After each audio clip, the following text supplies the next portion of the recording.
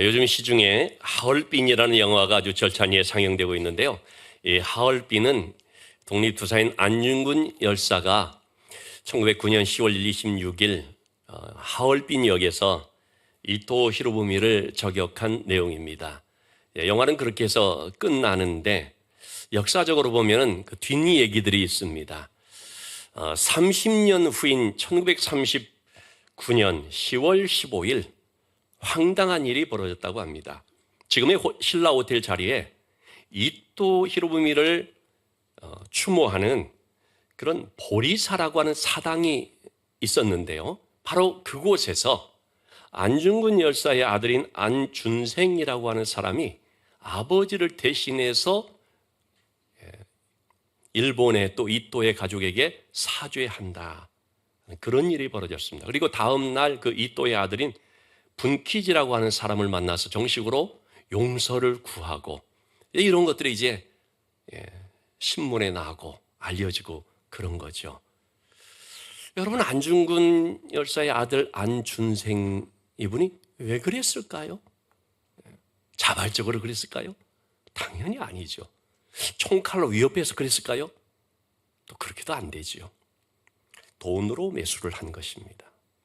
그래서 총독부에서 돈을 대주고 여생을 편안하게 살게 해줄 거니까 한 번만 이런 일종의 이벤트를 갖자.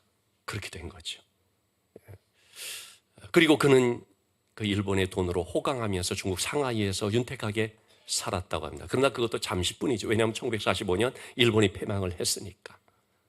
결국 그는 참 불행하게 되었고요. 1951년 6.25 전쟁이 일어났을 때 부산으로 피난 와서 폐결핵으로 쓸쓸하게 죽었다고 합니다. 독립투사인 김구 선생은 그를 민족의 반역자로 지목을 해서 중국의 장제스 주석에게 안중근의 아들이 일본에게 항복을 해서 또 중국에서 아편 매매를 하는 등 여러 불법 행위를 저지르고 있기 때문에 처벌해달라 말하기도 했다고 합니다.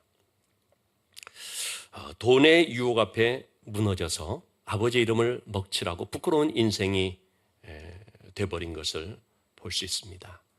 자, 여러분, 그런데 우리 역시도 하나님의 놀라운 은혜를 받았음에도 불구하고요, 그 무엇인가 유혹이 되어서 실족하고 그만 하나님의 영광을 가려버리고 부끄러운 삶을 살 수도 있다는 것입니다.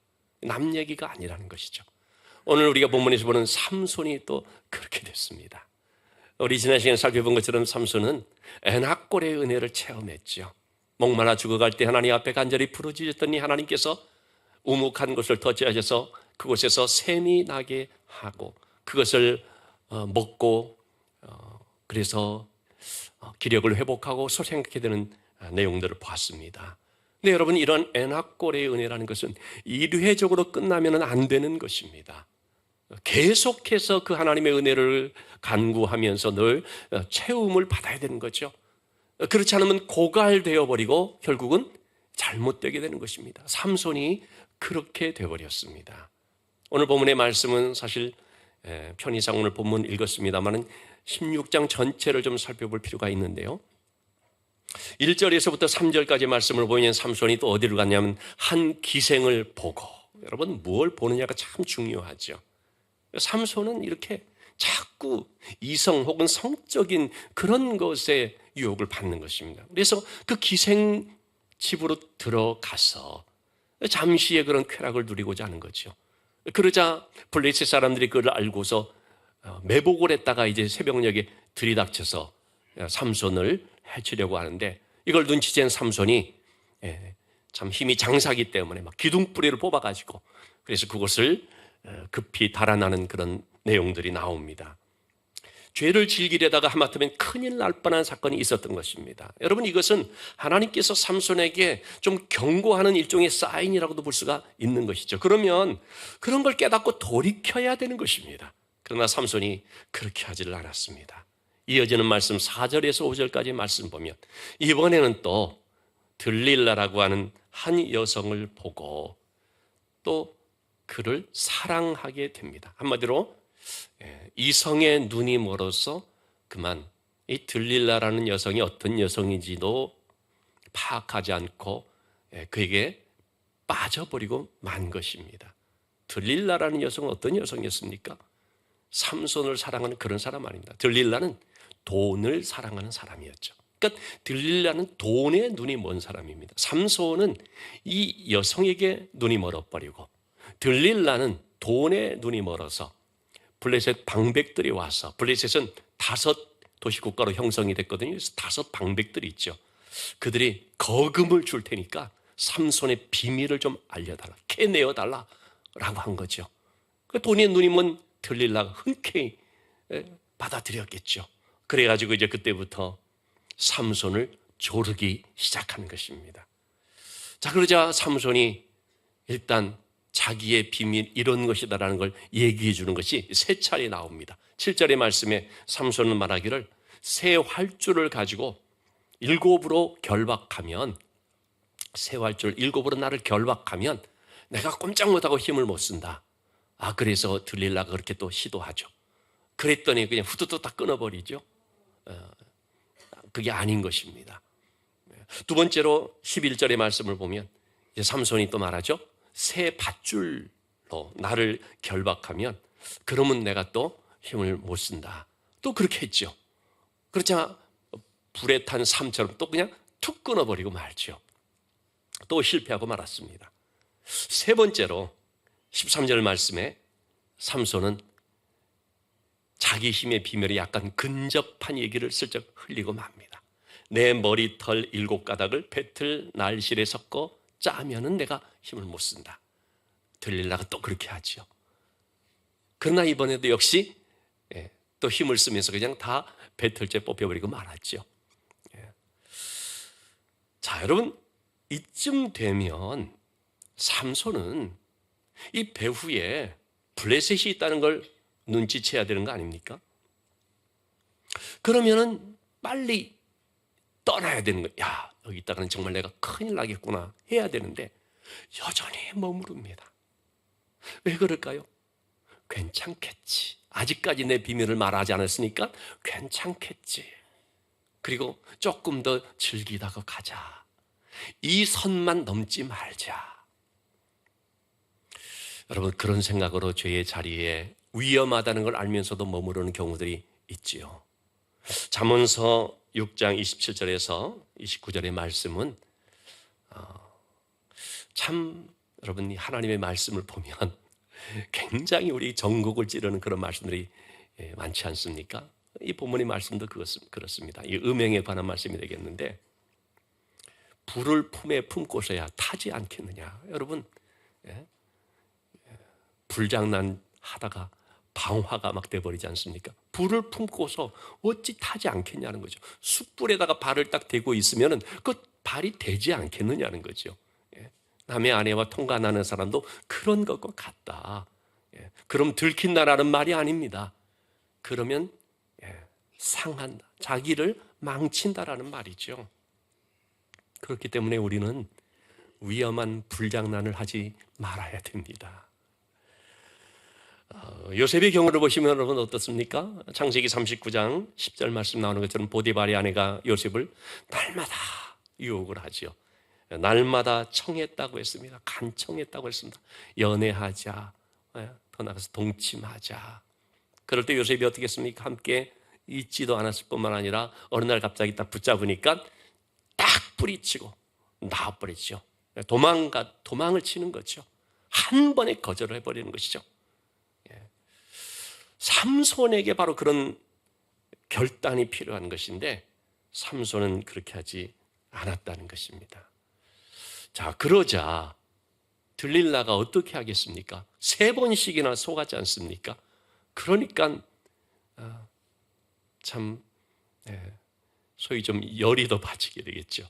그래서 아주 이번에는 집요할 정도로 압박을 하게 됩니다. 그는 특별히 삼손이 자기를 사랑한다는 그것을 이용하는 거죠. 여러분, 남의 사랑을 악이용하는 건 정말 못된 짓이죠. 근데 들릴라가 그렇게 하는 것입니다. 왜? 자기 욕심, 큰 돈을 자기가 벌 수 있으니까. 15절에서 이렇게 말하고 있습니다.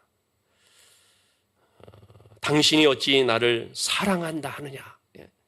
참 사랑을 가지고 얘기를 하고 있거든요. 사랑한다고 하면서 3번씩이나 나를 희롱을 하고 있다는 것입니다. 당신의 마음이 나한테 있지 않다. 이제 그런 얘기를 이제 하게 됩니다. 어쨌든 어떻게 나를 사랑한다면서 나를 속일 수가 있느냐? 여러분, 들릴라의 이런 얘기를 들어보면 그 의도를 충분히 알 수 있음에도 불구하고 삼손은 정신을 차리지를 못합니다. 왜 그럴까요? 마음을 빼앗겨 버렸기 때문입니다. 여러분, 마음을 빼앗겨 버리면 눈이 멀어져 버리고 가지고 있는 은혜를 다 상실하게 되어버리죠. 분별력을 또 잃어버리게 됩니다. 그렇기 때문에 사탄은 할 수만 있으면 어떻게 해서든지 우리의 마음을 빼앗으려고 합니다. 우리의 마음을 빼앗기 위해서 먼저 말씀을 빼앗고요, 기도를 빼앗고자 합니다. 여러분, 우리가 하나님과의 관계 속에서 말씀을 놓쳐버리고 기도를 놓아버리면 그러면 하나님과의 관계가 멀어지게 되어버리죠. 그렇기 때문에 할 수만 있으면 사탄은 우리로 하여금 말씀의 자리, 기도의 자리를 갖지 못하게 하는 거죠. 오늘 주보에 다시 일어남이라고 하는 그 책의 내용을 좀 소개를 했습니다. 지금은 이제 한국에서 목회를 하시는 최병남 목사님이란 분의 그런 글인데요. 이분이 이제 미국에 있었을 때 그 얘기를 합니다. 언젠가 한 번은 미국 사회를 지금 발칵 뒤집어 놓는 아주 시끄러운 일이 있었다는 것입니다. 미국의 켄터키주 공립초등학교에서 일어난 일입니다. 선생님이 아이들한테 쉬는 시간에는 뭐든지 자유롭게 해도 좋다 얘기를 했습니다. 뭐 어떤 책을 읽어도 자유다라고 한 것이죠. 그러니까 초등학교 5학년 여학생 아이가 쉬는 시간에 성경을 꺼내서 보게 된 것입니다. 그러자 선생님이 제재를 했습니다. 성경은 안 된다고. 그러니까 아이가 항의하겠죠. 아니, 뭐든지 읽어도 좋다고 자유라고 하지 않았습니까? 그래도 성경은 안 된다. 그래가지고 이 일 때문에 연방법원에 항소를 했다고 합니다. 어떻게 판결이 났을까요? 연방법원 판사가 아이가 잘못됐다, 그렇게 판결을 한 것입니다. 그러자 온 미국이 시끌벅적하게 된 것이죠. 미국의 여러 대학들이 무슬림 학생들을 위한 기도실을 만들어주는데 기독교인들을 위한, 크리스찬들을 위한 기도실을 만드는 것은 절대 불허한다고 한다는 것입니다. 소위 이런 것이 역차별이라고 하는 거죠. 그만큼 이제 미국 사회의 한 단면을 이제 보여주는 것인데 지금은 뭐 더 점점 심해지겠죠. 여러분이 이 배후에는 누가 있습니까? 사탄이 있는 것이죠. 사탄이 왜 이렇게 합니까? 말씀을 보지 못하게, 기도하지 못하게. 그래서 우리로 하여금 하나님께로 향하는 마음이 세상을 향하도록 우리의 마음을 빼앗는 것입니다. 이 점을 우리가 간파를 할 수 있어야 되고, 그렇기 때문에 이런 영적 싸움과 우리가 싸워 나가야 되는 것이죠. 우리는 하나님을 향한 이런 마음을 빼앗겨 버리면요, 결국은 무너지고 마는 것입니다. 삼손이 그렇게 됐습니다. 지난 주일 말씀만 보더라도 하나님을 찾았던 삼손이었는데 그만 이성의 눈이 멀어서 마음을 다 빼앗겨 버리자 결국은 스스로가 그만 무너지는 자리로 가는 것입니다. 16절의 말씀에 들릴라가 날마다 그런 말로 삼손을 압박을 합니다. 재촉하여 졸음에 쥐어짜다라는 뜻입니다. 아주 그냥 삼손의 마음을 그냥 압착시키고 쥐어짜듯이, 왜 말 안 해주냐고, 왜 말 안 해줘, 왜 사랑한다면서 말을 안 해주냐고 계속 그렇게 했겠죠. 여러분, 그러면 삼손이 어떻게 해야 됩니까? 더 이상 안 되겠다, 이제 끝내자, 그렇게 해야 되는 거 아닙니까? 근데 계속 그 자리에 있는 것입니다. 그러니까 삼손의 마음만 번뇌가 되고 죽을 지경이 되는 것입니다. 여러분, 지금 삼손이 어떤 사람입니까?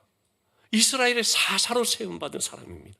사사라고 하는 모름지기 어떤 고민과 번뇌를 가져야 됩니까? 이 민족을 어떻게 하면 살릴 것인가? 이 백성들을 어떻게 하면 구해낼 것인가? 여러분, 모든 믿음의 사람들이 다 그런 고민을 놓고서 하나님 앞에 깊이 기도하면서 엎드리고 그러지 않습니까? 삼손은 그게 아닌 거죠. 지난 우리 수요 예배 때요, 고린도서 7장 말씀 봤는데, 고린도서 7장 10절에는 근심에 대한 말씀을 이렇게 하고 있습니다. 하나님의 뜻대로는 근심이 있고요, 세상 근심이 있다는 것입니다. 여러분, 예수 믿으면 근심이와 안녕이 아닙니다. 예수 믿으면 근심이 없어지는 게 아닙니다. 예수 믿으면 근심의 종류가 바뀌는 것입니다.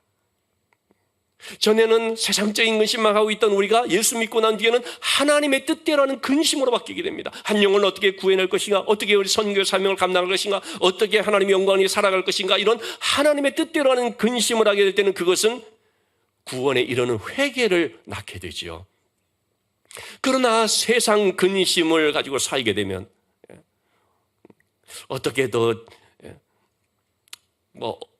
그냥 내 욕심을 취할까, 뭘 이루고 내 욕심을 이룰까, 하여튼 이런 세상 근심만 하게 되면 그것은 사망에 이르느니라 라고 성경은 말하고 있습니다. 삼손은 지금 하나님의 뜻대로 근심해야 될 사람이요, 세상 근심, 자기의 욕망으로 인한 근심에 빠져버린 것이죠. 여러분, 그런 자기 욕망 때문에 근심하게 되면 당연히 기도가 사라져 버립니다. 여러분, 정욕 가운데 우리가 있게 되면요, 기도를 안 하게 돼 버리죠. 여러분, 기도가 사라지면 삼손 같은 경우에는 어떻습니까? 우리 모두 마찬가지입니다만은 힘을 잃어버립니다. 그리스도인의 힘은 바로 하나님과의 관계, 기도하는 데서 이렇게 나오는 것인데, 기도를 상실해버리고 기도를 놓아버리면은 그럼 가지고 있는 힘을 또 잃어버리게 되는 것이죠. 여러분, 우리가 무슨 힘으로 이 세상을 살아갈 수가 있고 이 세상의 고난을 이겨나갈 수가 있는 것입니까?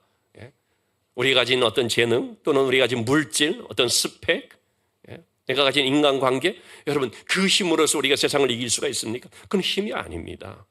진짜로 우리의 힘은 하나님입니다. 지난주에도 말씀드렸죠. 하나님은 우리에게 힘 주시는 분이 아니고 하나님은 힘 자체라고 말씀드렸는데, 하나님을 나의 힘으로 삼을 그때에 우리는 고난도 이길 수가 있고 세상을 이겨나갈 수가 있는 것이죠. 그렇기 때문에 우리는 하나님을 전적으로 의지해야 되는 것입니다. 자, 결국 삼손은 들릴라에게 그만 자기의 비밀을 실토하게 됩니다. 17절의 말씀. 자, 여기서 우리가 주목해서 봐야 할 것은 나실인이라고 하는 말입니다. 내가 하나님의 나실인이 되었다. 그런데 내 머리에 삭도를 대게 되면, 머리를 밀리게 되면 그럼 힘이 없어진다. 자, 나실인이라는 말은 원어적으로 좀 보게 되면 성별된 자, 구별된 자라는 뜻이죠. 그래서 하나님께 헌신된 자라는 걸 뜻하는 것인데, 이 나실인은 세 가지의 금지가 있었죠. 먼저 몸에 삭도를 대지 않는다, 칼을 대지 않는, 그러니까 머리에 칼을 대서 밀지 않는, 그것이 있고, 두 번째는 술을 마시면 안 된다. 포도주나 독주, 술을 마시면 안 된다. 세 번째는 부정한 것, 시체를 만지면 안 된다. 근데 삼손은요, 참 안타깝게도 술도 마시고 시체도 막 만지고 그랬거든요. 단지 뭡니까? 머리카락을 밀지 않았다라는 거죠. 여러분, 삼손의 삶은 지금 전혀 나실인답지 않은 삶입니다. 하나님을 보실 때 얼마나 엉망인 삶인지 모릅니다. 그런데 그거는 전혀 생각하지 않고 단지 하나, 내가 머리카락을 자르지 않았다는 그것 때문에 자기를 가리켜서 나실인이라고 말하는 것입니다. 대단한 착각이죠. 이미 나실인으로서의 삶을 다 잃어버려놓고서, 그런데도 자기가 지금 나실인인 것으로서, 왜? 머리카락을 갖고 있으니까. 이 점에서 우리가 한번 좀 생각을 해볼 필요가 있는 것입니다. 여러분, 우리가 살아가는 삶이 불신자와 전혀 다를 바가 없이 정말 세상적인 가치관, 세상적 욕심으로 그렇게 살면서 주일날 교회 나오고 성경 좀 읽을 때도 있고 식사할 때 기도하고, 그런다고 해서 자기를 신자라고 생각할 수 있다, 크리스찬이다라고 생각할 수가 있다는 것입니다. 겉모양은 그렇게 보여질지 모르죠. 크리스찬이라는 건 정말 뭡니까? 가치관과 삶이 완전히 구별된 것입니다. 하나님의 은혜 안에, 즉 하나님과의 관계 속에서 살아가는 것입니다. 그러지 않으면 무늬만 신자, 무늬만 크리스찬이라고 하죠. 경건의 모양만 있고 능력은 없는 것입니다. 그 능력은 하나님과의 관계 속에서 나오는 것이기 때문에 하나님을 떠나면 길을 잃어버리고 힘을 잃어버립니다. 자, 삼손을 보시면 19절에서 20절의 말씀, 하나님을 떠났기 때문에 어떻게 됐습니까? 힘이 없어졌더라. 무기력해져 버렸습니다. 그래서 들릴라가 이제 삼손의 머리를 다 민 다음에 블레셋이 쳐들어왔다라고 말을 하는데, 삼손이 어떻게 됩니까? 잠에서 깨서 힘을 써보려고 하는데 여호와께서 이미 자기를 떠나신 줄을 깨닫지 못했다. 하나님의 권능이 이미 떠났습니다. 이후에 보면 여러분, 이스라엘 백성들이 가나안 땅에서 살게 될 때 하나님께서 분명히 말씀하거든요. 너에게 이렇게 적과 꿀이 흐르는 좋은 땅을 줬지만 하나님을 떠나면 그러면 너희가 살던 땅에서 쫓겨나게 된다. 분명하게 말을 했습니다. 그런데 이 백성들이 어떻습니까? 하나님을 떠나 삽니다. 악한 길로 갑니다. 불순종하고요, 불신앙 가운데 살아갑니다. 결국은 나라가 망하고 성전을 잃게 되는데요, 남의 나라의 포로로 끌려가고, 그런 직전에도 하나님이 그래서 떠난 것을 생각을 안 하는 것입니다. 그러면서도 어떻게 하냐면 하나님이 우리와 함께 하셔, 하나님이 우리를 도와주시니까 절대 나라를 빼앗기고 무슨 성전이 무너지고 그런 일 없어. 그런 잘못된 믿음을 갖는 것입니다. 예레미야 선지자가 강력하게 얘기를 하죠. 그렇지 않다. 너희는 이제 바벨론 포로 생활을 통해서 70년의 연단 기간을 가져야 된다라고 하는데, 이 거짓 선지자들이 예레미야의 말이 다 틀렸다. 평화로다, 평화로다. 하나님 좋으신 하나님인데, 아니 그 하나님이 우리와 함께 하시니까 평화다. 바벨론과 싸우면 우리가 이긴다. 그러니까 많은 사람들이 그런 말에 또 귀를 기울이면서, 그래서 하나님을 떠나 삶에도 불구하고 하나님은 우리를 도와주신다는 이런 잘못된 믿음을 철석같이 갖고 있더라는 것입니다. 여러분, 그거는요 교만인 것입니다. 내가 어떻게 살아도 하나님은 내 편이야. 여러분, 그건 교만입니다. 잘못된 삶을 살아가면 하나님은 떠나가십니다. 주의 영이 역사하지 않습니다. 난 달라. 천만의 말씀. 여러분, 그런 교만을 우리가 떨쳐야 됩니다.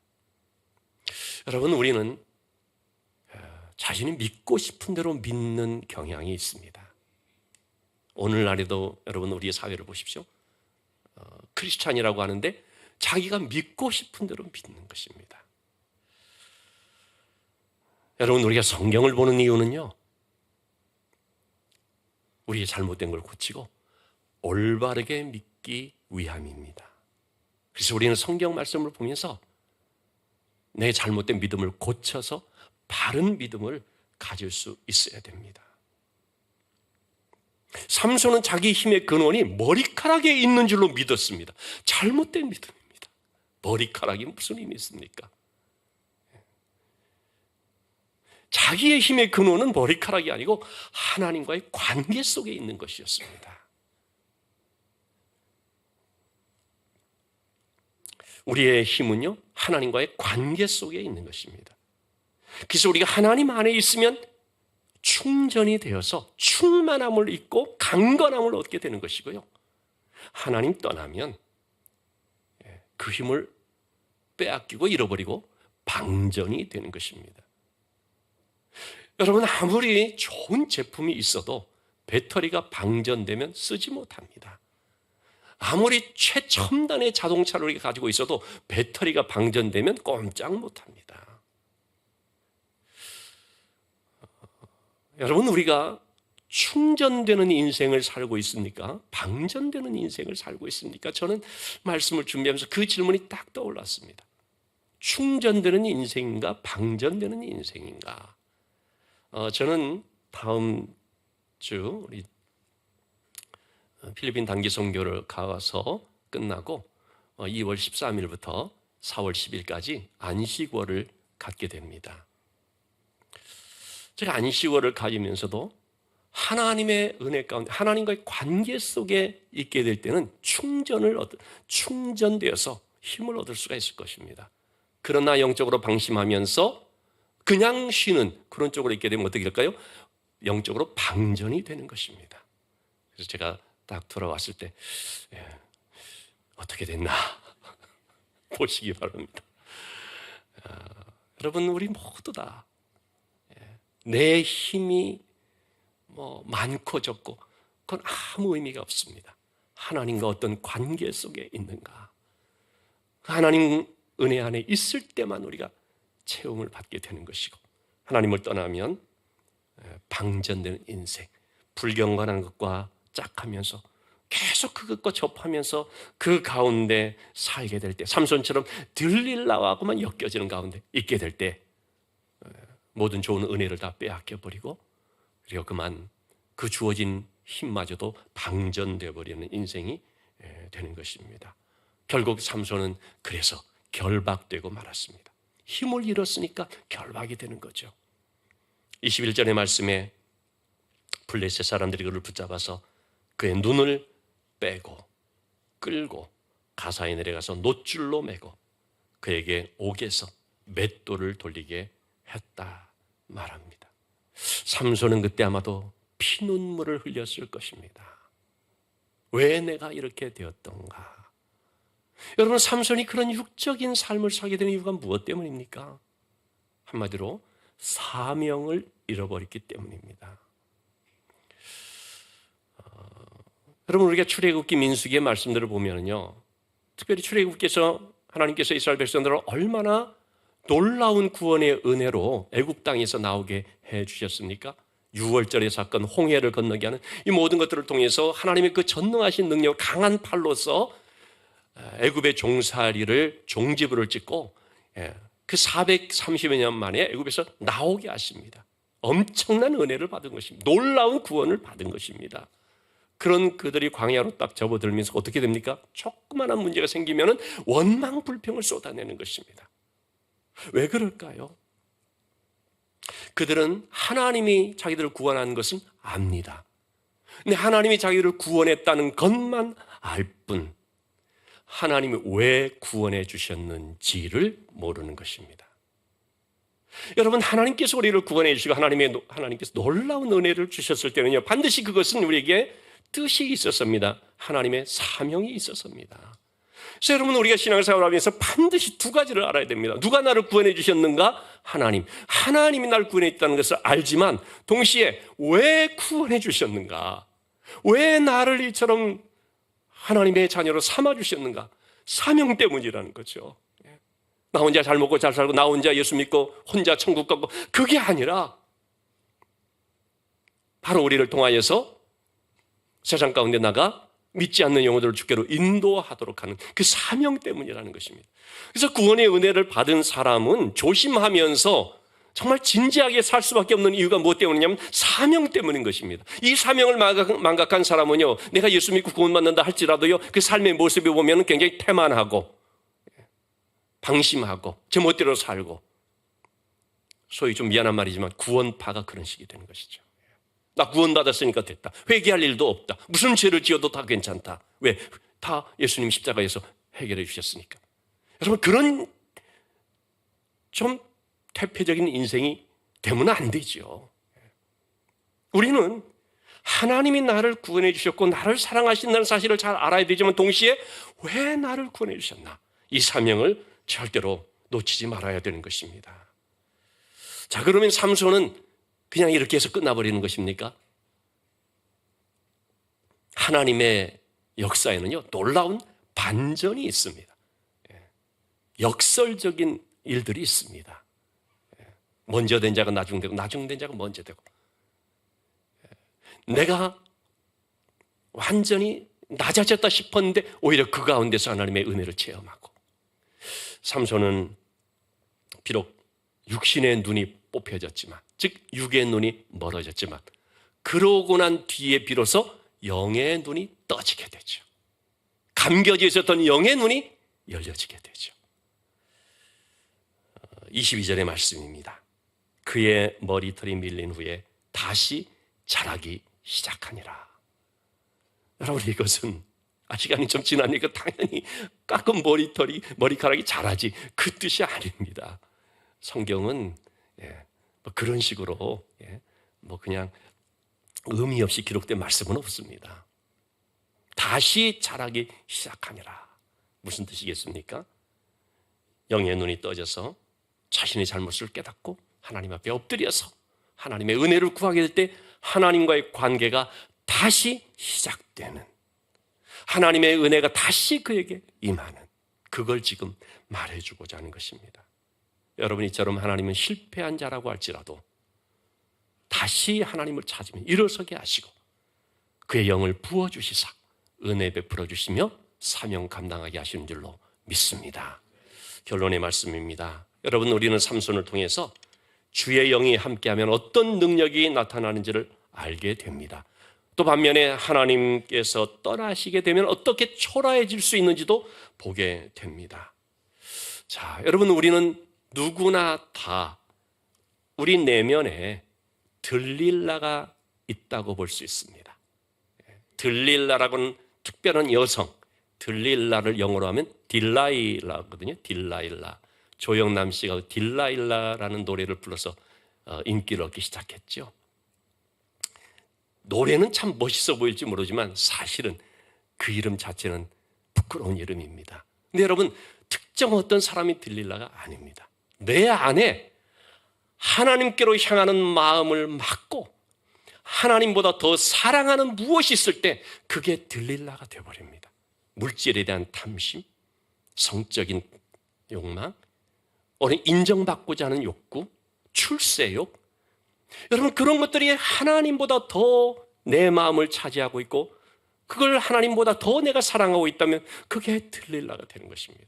우리 남자분들은 자기의 일, 저 같은 목회자는 잘못하면 사역, 하나님보다도 목회 사역, 그게 더 중요하고 거기에 더 마음을 쏟게 될 때 하나님은 온데가 데 없고 그냥 이걸 붙잡고서 굉장히 위험한 것이죠. 그래서 사명도 중요하지만 사명보다 더 앞선 것은 사랑이라는 거죠. 하나님 사랑. 여러분, 우리가 그런 것에 마음을 빼앗겨버리고 눈이 멀게 되면 하나님에게서 멀어지게 되는 것입니다. 그렇기 때문에 우리가 그런 부분들을 항상 점검하면서 내 마음의 중심에 늘 하나님이 있게, 하나님이 내 주인 되시는, 다시 말하면 하나님의 은혜 가운데 늘 머무는 삶이 되어야 한다는 것입니다. 여러분, 인간은 그렇게 대단한 존재가 아닙니다. 쉽게 깨어지고 부서질 수 있는 연약한 질그릇 것 같습니다. 하나님을 떠나서는 우리가 아무것도 할 수가 없습니다. 요한복음 15장 5절 말씀, 나를 떠나서 너희가 아무것도 할 수 없느니라. 우리는 주님 안에 있을 때에 힘을 얻는 것이고 사명도 감당하는 것이죠. 여러분, 이 말씀을 붙들고 주 안에 살기를 힘쓸 수 있기를 바랍니다. 그래서 시험을 이기고 사명을 감당하고 열매 맺는 삶이 될 수 있기를 원합니다. 세상적으로 육신적으로 살면서 방전되는 인생 되지 마시고 하나님의 은혜 안에 있으면서 새 힘을 얻는 충전되는 삶이 될 수 있기를 바랍니다. 말씀에 순종하면서 성령의 인도하심을 받음으로 하나님께서 지켜주시고 도와주시고 또 하나님의 귀한 일꾼으로 사용하여 주시는 복된 삶이 될 수 있기를 주님의 이름으로 축원합니다.